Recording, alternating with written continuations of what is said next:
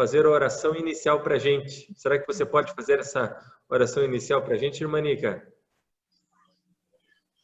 Posso sim. Então tá bom. Então vamos orar aí. Vamos orar. Pai nosso que estás no céu, santificado seja o teu nome, Senhor Deus. Neste momento, ó Pai, te entregamos tudo nas tuas mãos e te recebemos o teu santo sábado. Por favor, ó Pai, esteja conosco hoje neste estudo, que o Senhor possa abençoar a cada um aqui, as que ainda não chegaram, mas que o Senhor vá à frente, ó Pai, para que elas possam conseguir entrar aqui no nosso curso, para que elas possam aprender e nós também aprendermos cada vez mais de Ti.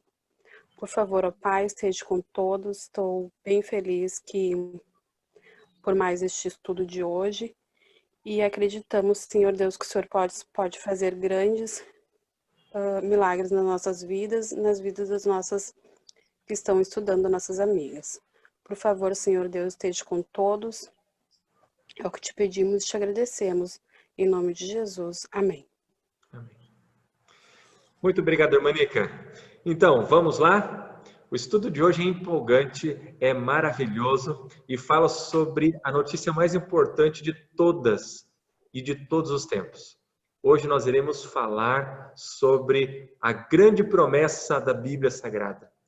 Você gostaria de saber qual é a maior promessa, a maior novidade que nós encontramos na Bíblia? Então, que bom que você está aqui essa noite para participar desse estudo. Eu tenho certeza que ao terminarmos esse estudo, você não será mais a mesma pessoa. Escreva o que eu estou dizendo. Pelo menos você vai ser levado ou questionado a rever os seus planos futuros, a rever a sua esperança. Porque hoje nós iremos falar sobre a maior promessa da Bíblia Sagrada, a maior promessa já feita. Bom, vamos relembrar um pouquinho. No estudo passado, nós estudamos sobre o plano de salvação, a origem do mal e o plano de salvação. E nós vimos que Deus tinha um plano B para o pecado que entrou no mundo, você lembra? O livro de São João, capítulo 3, versículo 16, dizia assim: porque Deus amou o mundo de tal maneira que deu o seu Filho unigênito, para que todo aquele que nele crê não pereça, mas tenha vida eterna. Então esse foi o objetivo. Jesus veio morrer em nosso lugar, pagar o preço do nosso pecado, e a promessa é: quem crer em Jesus não precisa passar mais pela morte eterna, para que tenha a vida eterna, para que não pereça, mas tenha a vida eterna. Esse é o propósito. Então eu quero começar fazendo uma pergunta para vocês que estão aí do outro lado. Se Jesus veio, morreu por você na cruz do Calvário, e você aceitou Jesus, por que você ainda continuou sofrendo? Você já se perguntou? Muitas pessoas se perguntam e dizem: puxa vida, Jesus morreu já há 2000 anos, mas eu ainda estou aqui sofrendo. Bom, antes de morrer e antes de ressuscitar, Jesus ele fez uma promessa. Preste atenção. Antes de morrer e ressuscitar, Jesus falou algo para os seus discípulos, que está no livro de São João, capítulo 14, 1 a 3, e diz assim: não se turbe o vosso coração. Credes em Deus, credes também em mim. Na casa de meu pai há muitas moradas. Se não fosse assim, eu vô-lo teria dito. Vou preparar-vos lugar, e quando eu for e vos preparar lugar, virei outra vez para levar-vos e vos levarei para mim mesmo, para que onde eu estou estejais vós também. Olhe só, queridos, que grande notícia é essa? Você sabe qual que é a maior notícia da Bíblia Sagrada? A maior notícia da Bíblia Sagrada é a volta de Jesus. Jesus chamou os seus discípulos no Monte das Oliveiras e começou a falar para eles o que iria acontecer no futuro. E eles ficaram um pouco assim, meio tristes, porque percebiam que Jesus ia embora. Então Jesus disse o seguinte: não fiquem tristes. Eu vou preparar-vos um lugar, mas depois que eu preparar esse lugar, virei outra vez, para que onde eu estou estejais vós também. Ora, quando que foi que Jesus veio a primeira vez? Jesus veio a primeira vez há cerca de 2000 anos atrás. e cumpriu a sua missão na cruz do Calvário. Mas, enquanto ele estava aqui, ele fez uma promessa. Ele disse, um dia eu vou retornar a esta terra. Você sabia que Jesus ia voltar? Deixa eu perguntar aqui para vocês. Alguém já tinha ouvido falar sobre a volta de Jesus? Você pode comentar aí nos comentários, fazer alguma pergunta, ok? Mas é sobre isso que nós vamos falar hoje. Pastor, Jesus vai voltar? Fala, mas a Bíblia fala sobre a volta de Jesus. É o que nós vamos ver hoje. Que coisa tremenda. Bom, qual foi a pergunta dos discípulos? Deve ser a pergunta que você está se fazendo agora. Pastor, Jesus vai voltar?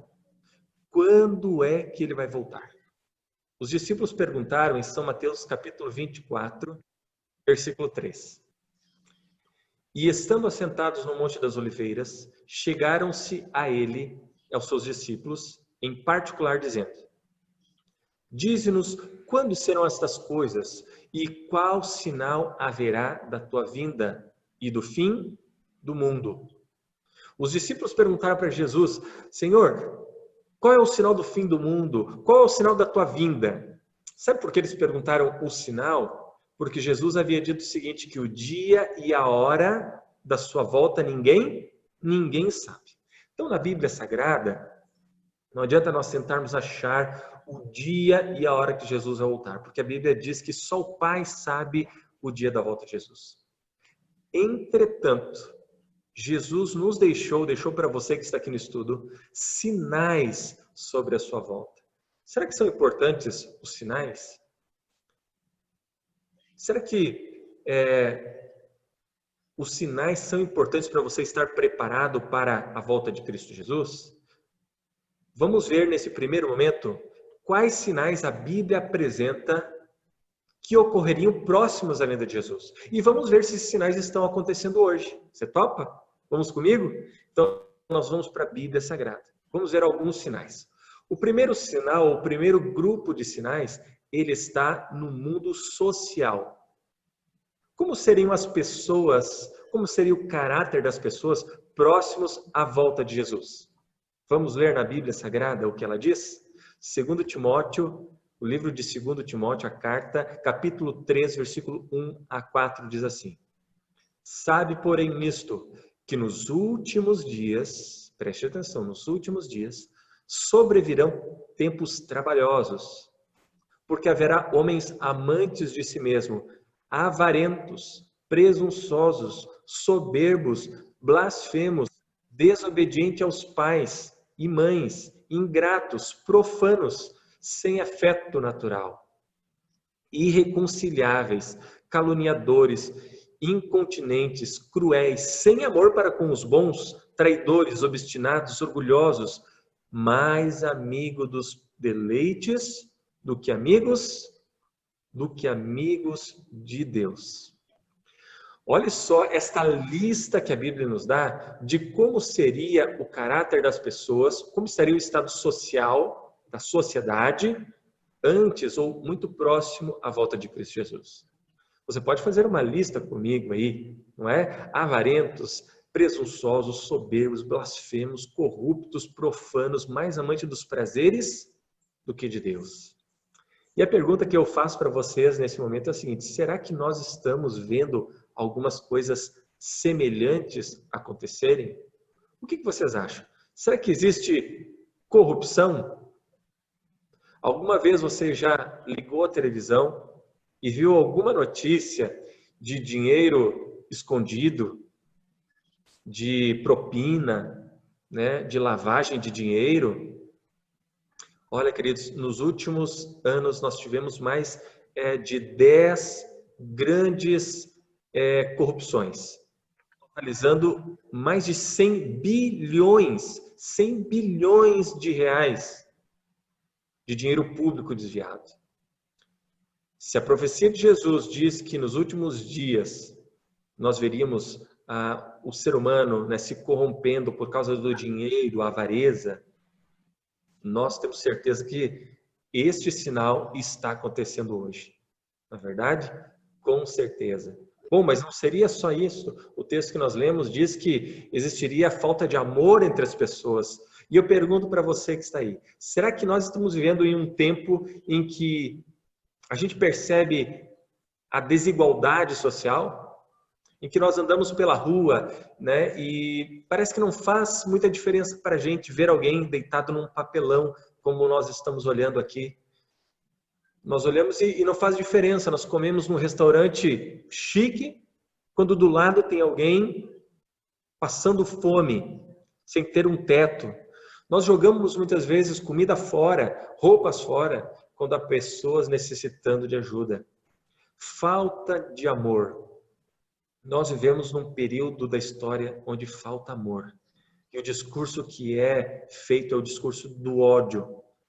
É um discurso de ódio. Se você não faz parte da minha ideologia, daquilo que eu penso, então você não vale nada, você não presta.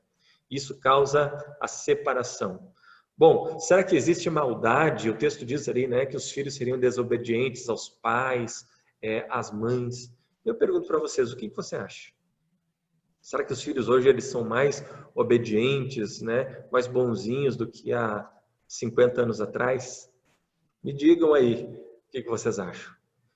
Mas diariamente nós ligamos a televisão e vimos casos terríveis de filhos que planejaram a morte dos pais, de pais que planejaram a morte dos filhos, de mães que ao ganhar um bebê recém-nascido são capazes de passar numa lixeira e deixar aquele bebezinho dentro de uma sacola, de um saco de lixo.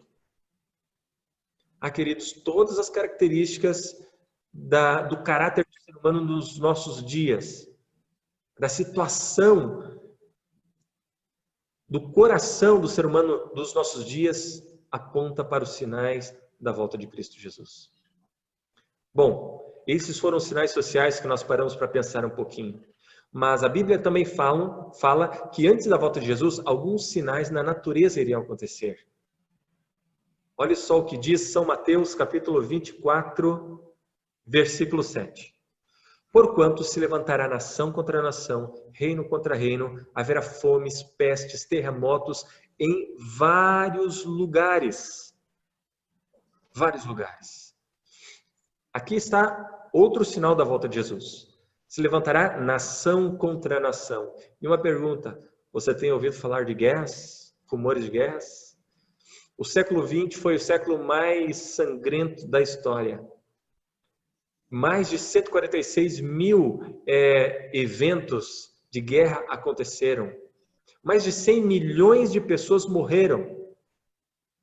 Primeira Guerra Mundial, Segunda Guerra Mundial, Guerra do Vietnã. E aí você começa a fazer uma grande lista de guerras que aconteceram. E nós recém começamos, né, o século XXI, estamos no início, e nós já vimos aí guerra no Irã, Rússia, Oriente Médio, Israel, né, e Palestina. Olhe para os lados. O mundo prega paz, paz, mas quando você olha, você vê uma tensão entre os países. China com os Estados Unidos. Guerras guerras tribais lá na África. Milhares e milhares de pessoas morrendo por causa de guerras e rumores de guerras. Este é um sinal que está presente nos dias de hoje. Outra coisa, fomes. Olha só que coisa interessante. Eu estava lendo hoje aqui e alguns dados interessantes, né? Diz que por ano 7 milhões de pessoas, ou melhor, mais de 7 milhões de pessoas irão morrer por falta de desnutrição, ou melhor, por desnutrição no mundo. Você pode imaginar no mundo que a gente vive hoje, em que tanta comida vai fora, 7 milhões de pessoas irão morrer. Cerca de 25 mil pessoas, 25, 26 mil pessoas por dia morrem por causa de fome. Será que a gente consegue entender o que é isso? 27 mil pessoas. Eu entrevistei outro dia, fiz uma entrevista com uma moça que foi missionária na África, o nome dela era Carmen. E ela viveu quase 10 anos lá na África, 7 anos se não me engano. E ela falou um pouquinho da situação que ela encontrou lá. na África. E ela disse o seguinte, que para eles, um pedacinho de sabão era uma relíquia. Quando havia o Dia da Mulher lá, que é um dia mundial, eles pegavam e compravam sabão em barra e cortavam pedacinhos de sabão para dar para as mulheres. Era a lembrancinha que eles entregavam. As pessoas estão por aí, passando fome, morrendo de fome. E isso é um sinal da volta de Cristo Jesus. Mas será que há mais coisas? O mesmo texto diz que antes da volta de Jesus existiriam pestes também. E será que você acha que existem doenças, pestes hoje em dia? Nós estamos vivendo no meio de uma pandemia. Mais de 114 mil pessoas já morreram no Brasil. Apenas no Brasil. Se eu não me engano, 1 milhão, ou beirando 1 milhão, passando um pouco de 1 milhão de pessoas no mundo inteiro morreram nestes últimos 5 meses por causa de um vírus invisível. E quando você olha um pouquinho para trás, você vê a gripe suína, você vê outras gripes chegando. Cada ano que passa, parece que vem algo novo, vem algo diferente, uma doença diferente. A gente não passa um ano sem ter uma peste no nosso mundo. O mundo está sofrendo, nós estamos sofrendo. E isto é um sinal de que nós estamos próximos à volta de Jesus. E o texto que nós lemos, você lembra, diz assim, haverão terremotos. Olha, nas últimas 2 décadas, houveram mais terremotos do que em todo o restante do século, para você ter uma ideia. Milhares e milhares de pessoas têm sofrido ainda hoje por causa dos terremotos que têm acontecido. Mas você deve lembrar algum tempo atrás, se eu não me engano, 2005, 2006, o tsunami, o grande tsunami que houve.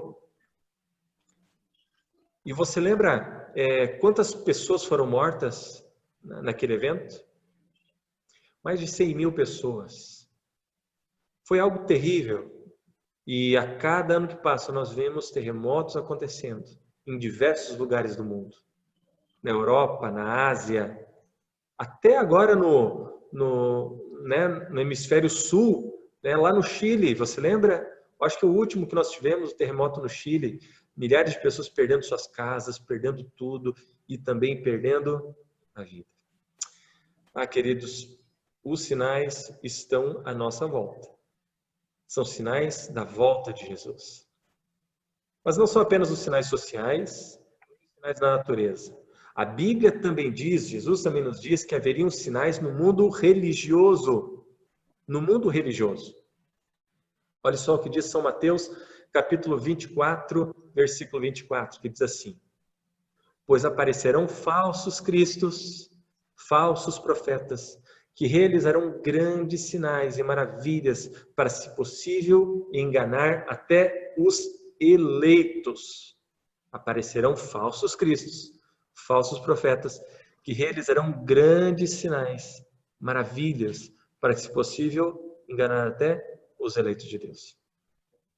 Então, o texto nos diz que um dos sinais seriam também no mundo religioso.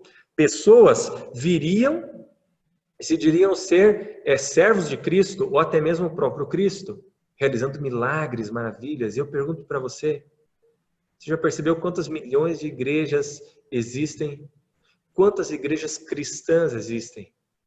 E quantas pessoas vêm dizendo que estão falando em nome de Jesus Cristo? Mas nós podemos ver coisas absurdas acontecendo neste meio religioso.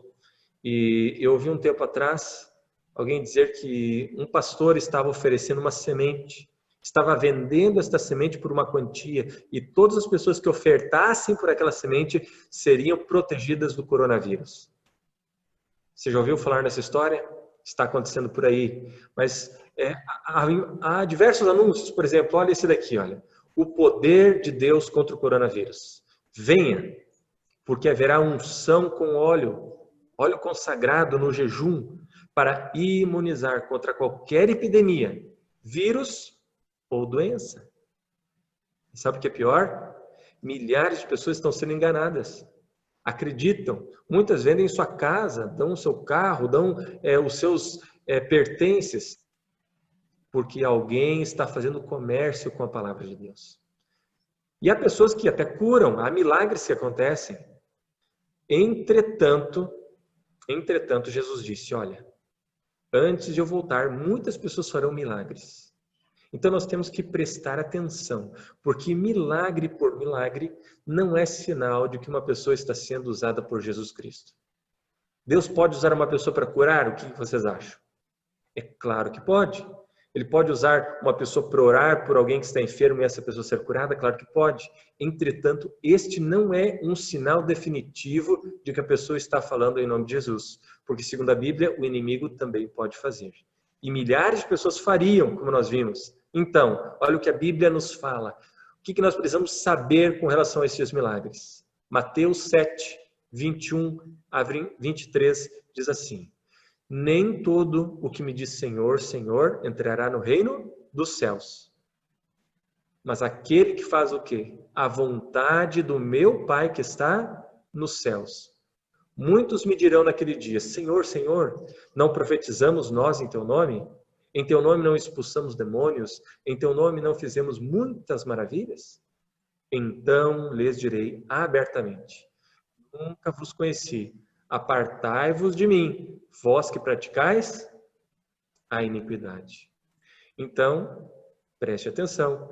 A Bíblia diz que nem todo aquele que diz Senhor, Senhor vai entrar no reino dos céus. Há uma característica para aqueles que vão entrar no reino dos céus. E ele diz, mas aqueles que fazem o quê? A vontade do meu Pai que está nos céus. Que coisa boa que você está aqui estudando a Bíblia. Parabéns, sabe por quê? Porque ao estudar a Bíblia, você descobre a vontade de Deus. Você está se preparando para a eternidade. Milagres podem ser realizados, mas pessoas que são falsos profetas também podem fazer milagres com o poder do inimigo de Deus. Então nós precisamos avaliar se as pessoas que fazem milagres estão vivendo de acordo com a vontade de Deus. Muito bom, não é mesmo? O último sinal antes da volta de Jesus será este daqui. O livro de Mateus, capítulo 24, também fala sobre este sinal.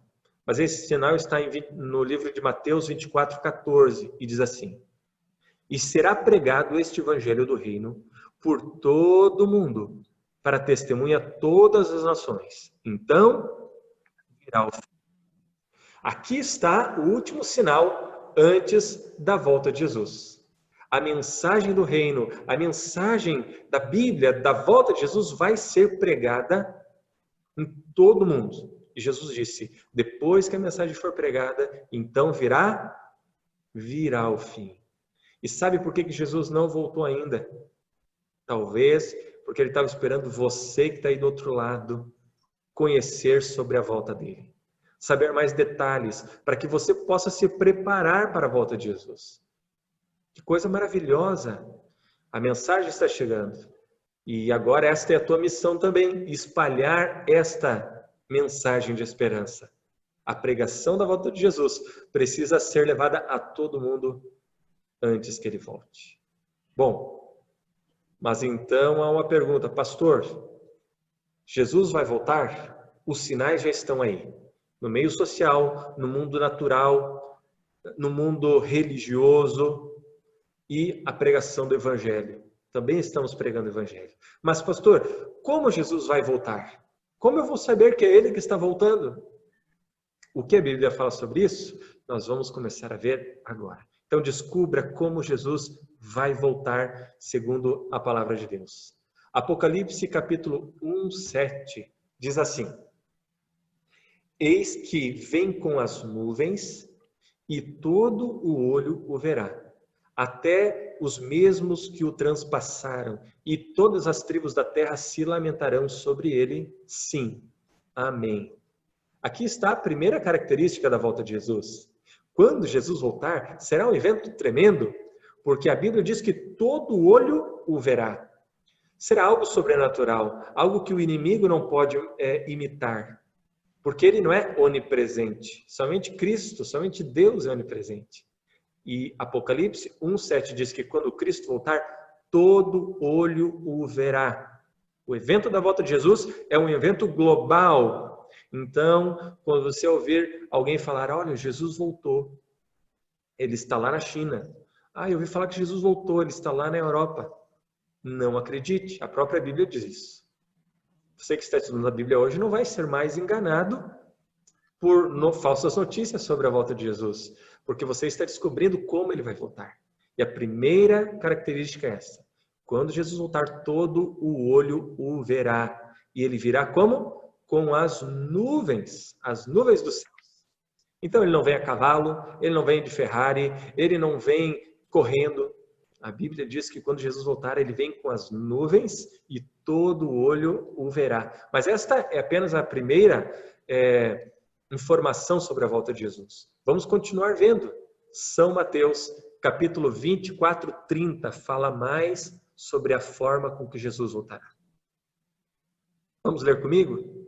Diz assim: Então aparecerá no céu o sinal do Filho do Homem, e todas as tribos da terra se lamentarão e verão o Filho do Homem vindo sobre as nuvens dos céus, com poder e grande glória.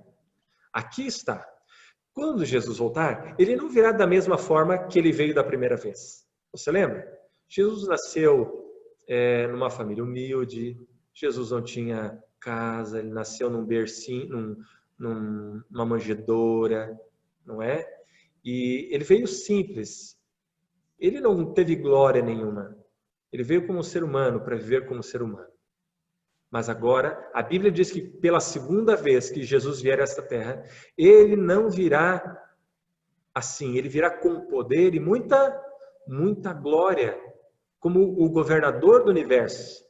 A Bíblia diz que aparecerá no céu o sinal do Filho do Homem e todos verão, se lamentarão e verão ele vindo o quê? Sobre as nuvens dos céus. Perceba, a Bíblia se complementa. O livro de Apocalipse diz que Jesus vem com as nuvens. O livro de Mateus diz que Jesus vem nas nuvens dos céus. Mas agora dá uma informação a mais. Quando Jesus voltar, será um evento poderoso, glorioso, do qual nós nunca vimos. Que os filmes de Hollywood não poderiam descrever. Será tremendo. Mas ele não vem sozinho. Olha o que diz a Bíblia.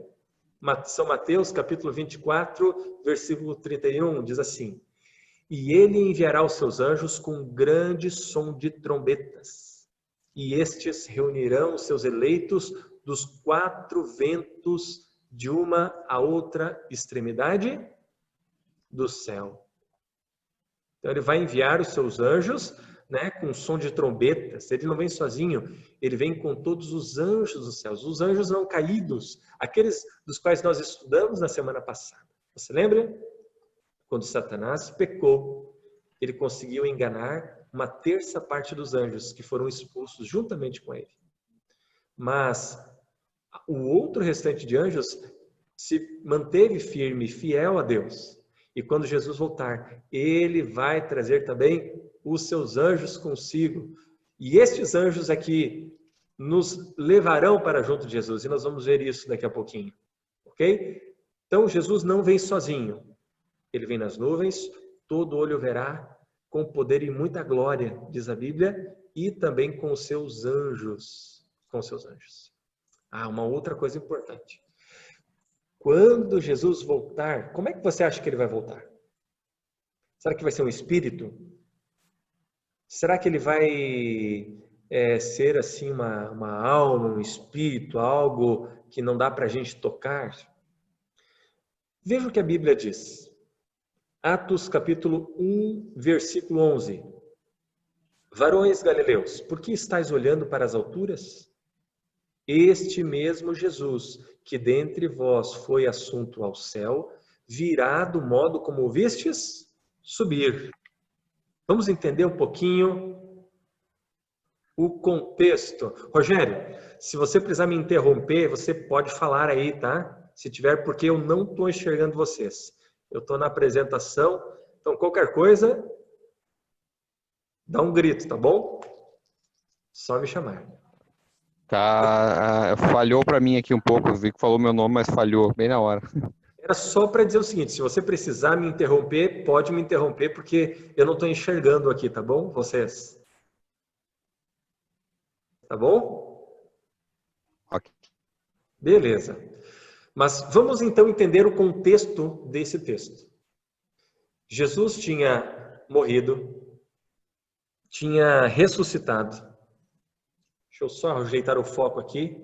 Às vezes meu foco ele dá um problema. Aí voltou. Jesus ele tinha morrido, ressuscitado. E agora, no livro de Atos capítulo 1, nós encontramos os discípulos se despedindo, Jesus se despedindo dos discípulos.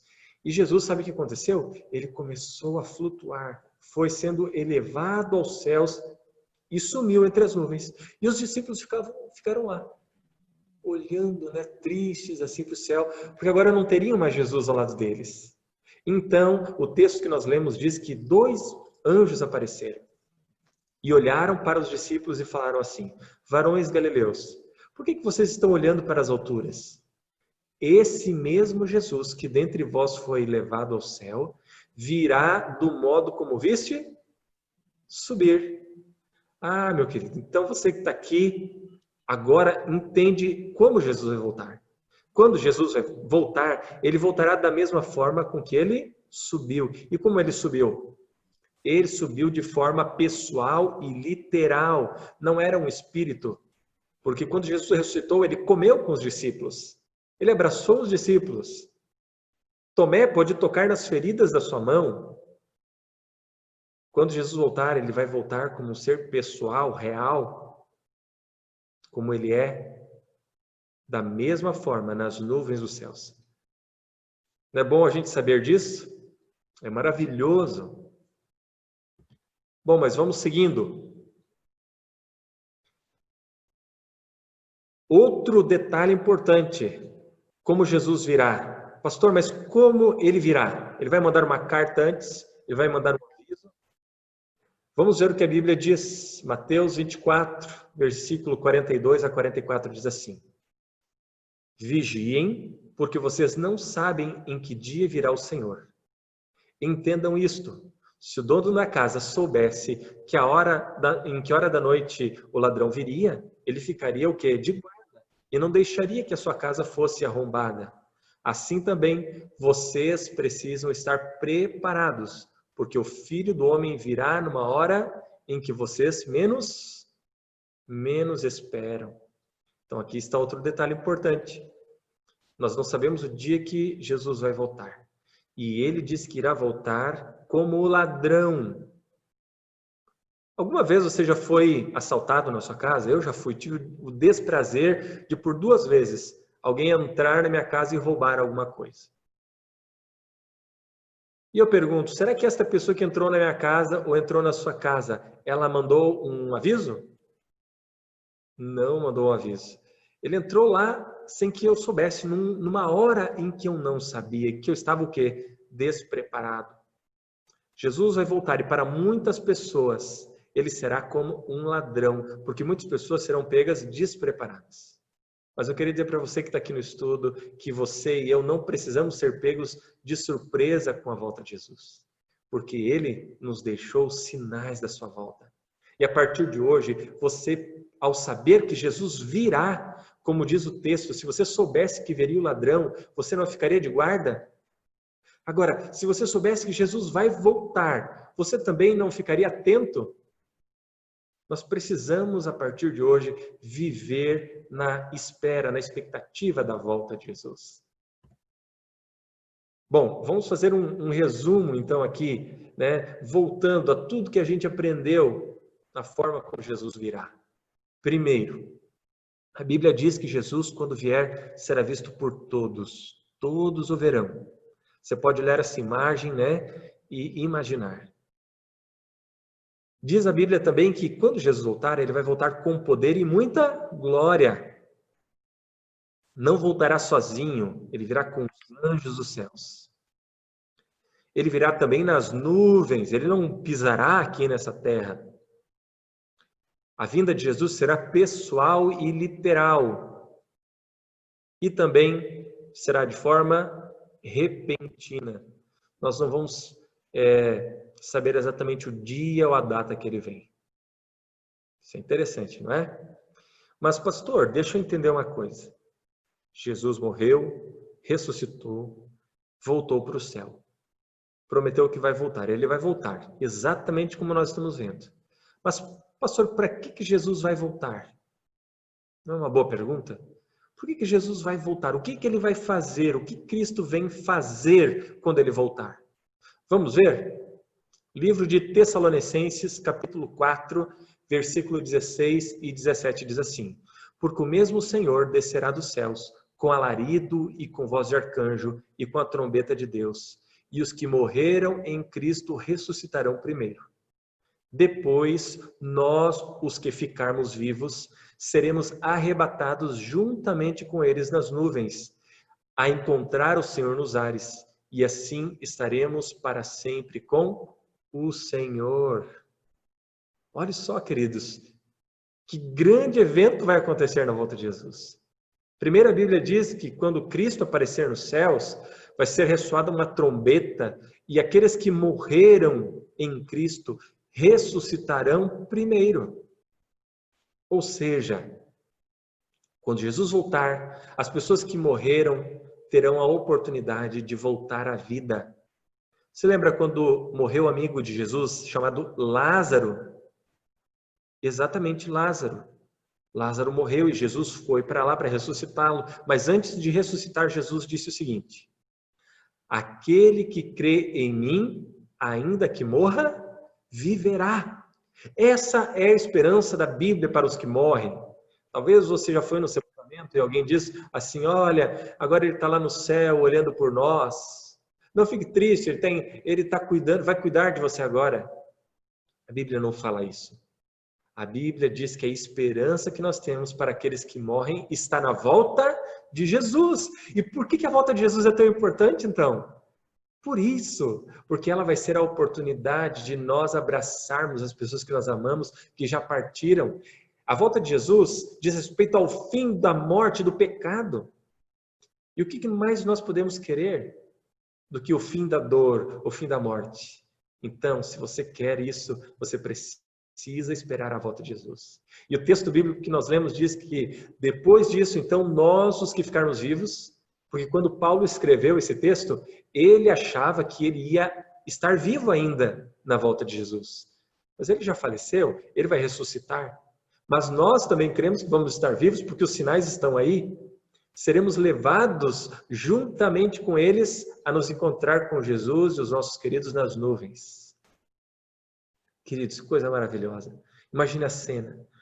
Eu perdi meu pai o ano passado, no final do ano, dia 24 de novembro, ou melhor, me perdoe, dia 22 de novembro. E vocês podem imaginar a saudade que eu sinto dele. Mas eu tenho esperança que um dia eu vou poder abraçar meu pai novamente. Você tem essa esperança? Jesus está nos dando essa esperança hoje. E o texto diz que nós estaremos então para sempre com o Senhor. Estaremos para sempre com o Senhor. Agora a gente consegue entender um pouquinho mais o plano de salvação. A gente olha para trás e vê Adão caindo lá.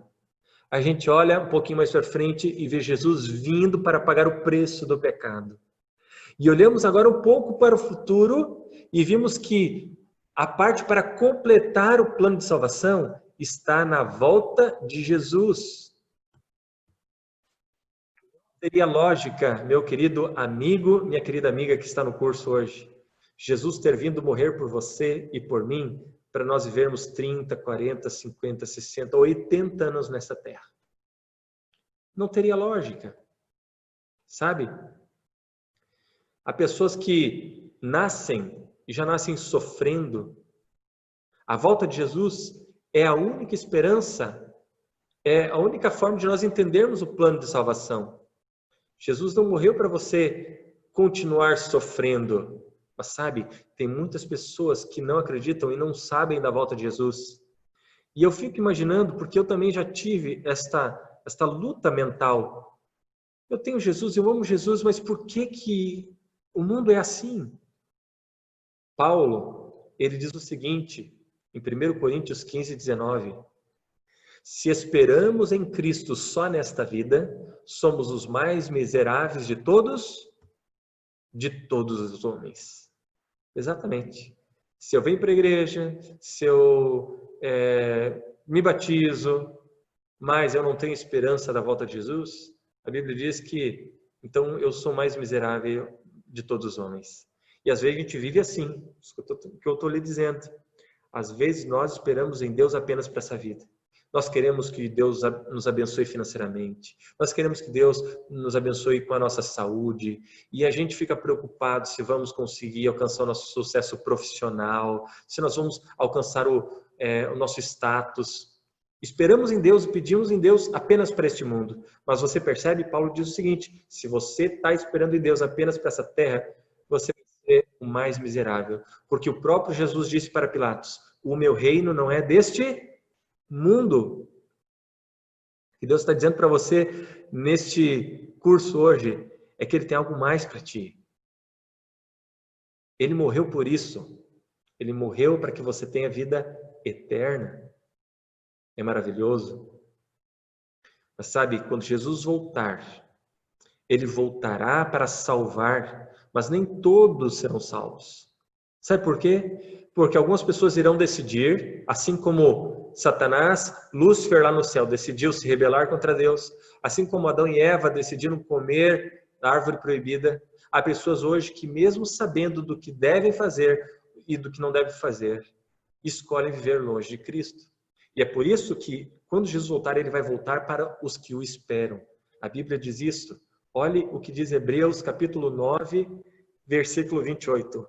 Assim também Cristo, oferecendo-se uma vez para tirar os pecados do mundo, para tirar os pecados de muitos, aparecerá no céu a segunda vez, sem pecado, aos que esperam para a salvação. Aos que esperam. Você viu o texto diz? Você quer aguardar a volta de Jesus? Você quer esperar esse dia tão maravilhoso? Esta é a promessa da Bíblia Sagrada. Você, a partir de hoje, pode viver com uma esperança de que este mundo não é o fim. Se você perdeu alguém, você pode ter a esperança que isso não é o fim. Eu termino o estudo de hoje contando para vocês a história de uma história antiga que aconteceu em 1916, com um homem chamado Ernest Shackleton. Ele era o comandante de um navio chamado Endurance, um navio que estava desbravando o oceano para chegar no Polo Sul, mas no meio da jornada, este navio ele encalhou no meio do gelo e o gelo destruiu esse navio. Haviam 27 homens dentro desse navio. Eles entraram em 3 botes e conseguiram remar ali por aquele oceano gelado alguns quilômetros e chegaram numa ilha inóspita que não era habitada por ninguém, era uma ilha que só tinha gelo. O nome dessa ilha era Ilha Elefante. E eles ficaram ali, conseguiram, era melhor do que estar no meio do oceano gelado, mas não iam sobreviver muito tempo. O que poderiam fazer? Naquele momento, então, Ernest Shackleton, que era o responsável principal por aquele navio, decidiu então pegar alguns homens, entrar num daqueles botes e sair mar adentro, mar congelado adentro, para buscar ajuda. Ele falou com o restante dos homens, os outros 20 homens, e disse: vocês fiquem aqui, porque eu vou voltar trazendo ajuda para salvar vocês. Então, a história diz, e essa história virou um filme, que ele saiu com aquele barco e conseguiu chegar até terra firme, até uma terra habitável. A primeira coisa que ele fez ao descer foi chamar ali ajuda para eles se prepararem para buscar o restante da tripulação. Mas, sabe, Ernest Shackleton começou então a tentar, conseguiu o primeiro navio, não deu certo, o segundo navio não deu certo, o terceiro também não deu certo. Somente na quarta vez, 3 meses depois, ele conseguiu chegar até as Ilhas Elefante. E quando ele estava ainda ao longe, um dos seus companheiros, um dos tripulantes que estava no navio com ele, disse que podia ouvir o timbre da sua voz contando os homens que estavam na beira da ilha. Ele pegou os seus binóculos e começou a contar. 1, 2, 3, 4, 5, 6, 7. E para sua surpresa, os 20 homens estavam todos lá. Todos estavam vivos. Depois de 3 meses naquele lugar congelado, todos estavam. E quando alguém perguntou para eles, o que fez vocês não perderem a esperança? Então, um daqueles 20 homens disse o seguinte, Ernest Shackleton nunca quebrou uma de suas promessas. Ele nunca nos deixou na mão. Ao terminar hoje a mensagem desta noite, eu queria dizer para você, Deus nunca deixou você na mão. Ele faz tudo, Ele fez e faz tudo por você. E se Ele prometeu voltar, Ele vai voltar. Por enquanto você está num mundo gelado, difícil, complicado, e só você e Deus sabe o que você tem passado. Só você sabe quantas vezes deita a tua cabeça no travesseiro, chora, mas Deus sabe das tuas lágrimas. Mas o que eu queria dizer para você ao finalizar o estudo de hoje é, não desespera. Falta só um pouquinho mais. A promessa de Deus para nós é que um dia Ele vai voltar. E quando Ele voltar, nós não vamos mais nos angustiar. Nós precisamos crer, porque Ele tem um lugar para nós. Ele voltará. E quando Ele voltar, nos levará para este lugar, onde diz o livro de Apocalipse, não haverá mais dor, nem mais morte, nem tristeza, porque as primeiras coisas passaram. E nós vamos terminando por aqui, porque na semana que vem você vai entender um pouco mais sobre este lugar que Deus tem preparado para nós.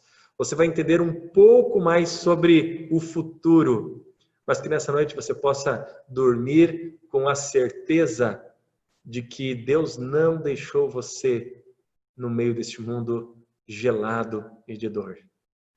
Eu vou agora, neste momento, ver se há alguma pergunta aqui. O Rogério colocou, né? Alguém tem alguma pergunta? Então é esse momento, gente. Eu deixo para vocês aí perguntarem, questionarem. É isso aí, agora é a hora de abrir o microfone. Pode perguntar aí, quem tiver por aí. Abrir a câmera também, abram aí a câmera. Eu tenho uma pergunta. Ótimo. Fala, Marna. Tá, vamos lá. Quando o pastor ele comentou sobre os sinais que Jesus ia voltar, eu fiquei me questionando, né? Será que naquela época, quando Jesus era vivo, não existia fome? Eu lembro que na época lá, depois, né? Depois de Jesus, no reino de Nabucodonosor, já existia guerra lá. E aí eu fico me questionando, assim, né? Desde que eu me conheço, assim, desde que eu, por gente, né, vamos falar, eu sempre ouvi muita fome, muita guerra, muito, no caso, como é que é o outro que o pastor citou ali também?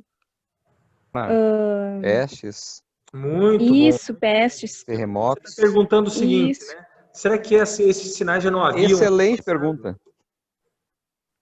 Desculpa, eu não entendi.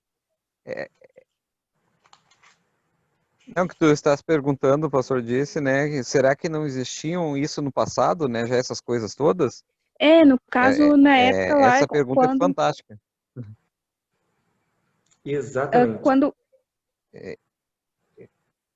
Pode falar, desculpe, Marla. Não, bem capaz. Essa é a minha pergunta, né? Eu fiquei me questionando, porque será que já não existia? E aí esses sinais que já lá no passado, onde ele era vivo, existia, e hoje, na atualidade, existe também, sabe? Então eu fico me questionando, assim, porque Ei, já Marla. existia isso. Fala. Sim, sim. Não, eu acho fantástica essa tua pergunta, né? Eu estou aqui, né, com a minha pequena aqui, eu estou aqui, qualquer coisa ela me chama de vez em quando aqui para participar do Aventuria Online, né, dos clubes de aventureiros, então que estão fazendo para as crianças, mas tu tens uma experiência bem viva que eu acho que traz a resposta para ti. tu tem 2 filhos, Uhum. certo? Ô, pastor, desculpa que eu tô me metendo, tá, pastor? Tô Rogério, respondendo eu já aqui. falei demais. Eu já falei demais. Como que você fale agora? De, de repente você pode pegar o texto bíblico até aí, né? Tem Mas certo, mas a eu Marla, tu falar tens também. aí, beleza. Porque tu tens 2 filhos, né, Marla? Agora, tu passou pela experiência, assim, tá, vem todo o processo da formação, da gravidez e tudo mais, né? Mas quando tá chegando perto, né, de ganhar mesmo, né, tu sabe que começam as contrações, né? Uhum. Então, as contrações lá, quando tu tá com 1 mês ali para nascer, as contrações são lá, de vez em quando, tu já começa a sentir alguma coisa, né? Aí chega a 15 dias, parece que tu começa a sentir mais. Quando chega 1 semana antes de vir o filho, tu já tá sentindo mais contrações. Tá chegando ali 1 dia antes de nascer, tu tá ali já que não aguenta mais, né? E a contração vindo. E eles falam o quê? Quando tá chegando a hora de ir para o hospital, é mais ou menos quando tá a cada 4 em 4 minutos de contração, uma coisa assim, né? Isso. Uhum. Então, o que que acontece? É para vir o filho, para nascer o filho. Ou seja, quanto mais perto do nascimento, mais acontecimentos, mais contrações.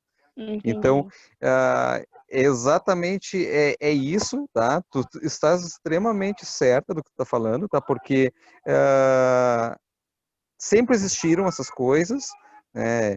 Só que quanto mais perto do fim dos tempos, mais perto da volta de Jesus, mais vai acontecer. E aí tem Uhum. um texto aí, né, pastor? O pastor, de repente, pode complementar aí. Exatamente, olha só. Ah, fala assim, né? Porque se levantará nação contra nação, reino contra reino, e haverá fomes e terremotos em vários lugares. Porém, tudo isto é como as dores do parto, ou como o princípio das dores, Ah, né? bem explicado, bem entendido. Exatamente, Rogério. Fala aí, Rogério, termina o pensamento. Não, eu acho que é isso, né? Se ficou claro, né? Porque o legal é que o próprio Deus ele deixa tudo, né, esclarecido para nós numa linguagem que a gente entende, né? Então eu acho fantástico que a Bíblia ela traduz para nós entendermos, né? Então por isso que eu achei fantástica essa pergunta, porque aí a gente traz a realidade, né? Nós homens nós não vivemos isso, né, pastor? A gente vê aquilo ali, né? Mas a mulher ela vive na pele mesmo, né? A mulher que já teve filhos, ela sabe exatamente isso. Quando Deus está dizendo que as dores do parto, né, então vão intensificando, eu consegue compreender isso. Então, que bom, acho que ficou claro, né, Marla? Sim, sim, ficou bem claro. A junção de todos esses sinais, então, né, Marla, que a gente vê acontecendo ao mesmo tempo e com maior frequência, são um sinal. O próprio Cristo disse, né, que seria como a mulher tendo as dores do parto. O Rogério explicou muito bem. E isso tem se intensificado.